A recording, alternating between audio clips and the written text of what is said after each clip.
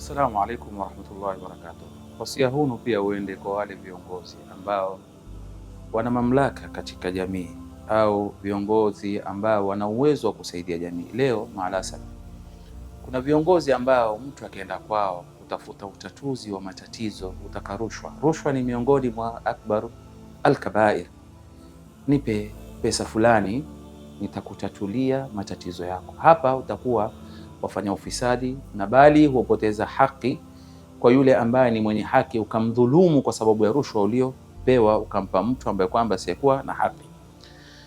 Tumesikia wengi na tumeona wengi ambao wapo, bali wengine wamefika kiwango, akienda mwanamke kutafuta usaidizi kwa mtu ambao waweza kumsaidia tena kwa haki yake, kumwambia nipe mkate wako ni uonje ndio nikusaidie, au nipe asali yako ni ionje ndio nikusaidie. Ni hatari kubwa ambayo kwamba tunaifanya.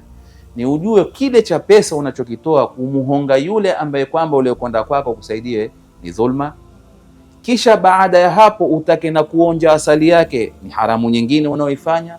Umekuwa wapandamanisha haramu juu ya haramu ili uweze kuyatatua matatuzi ya yule ambaye kwamba aliyekuja na kesi zake. Laana Allahu rashi wal murtashi.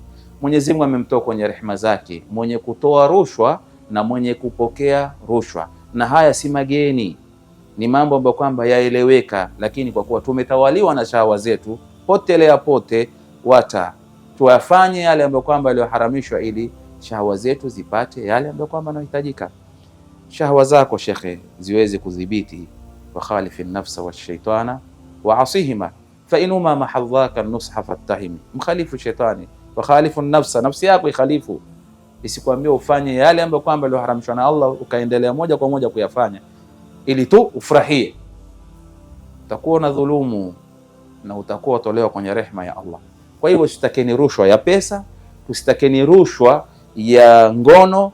Tuwe ni watu ambao kwamba tutafanya jambo na tutatatua jambo na tutasaidia watu kwa njia ambayo ya haki iliyowekwa na Allah jalla jalaluhu. Sadallahu qatu wa ila liqa. Shukran jazila. Wassalamu alaikum wa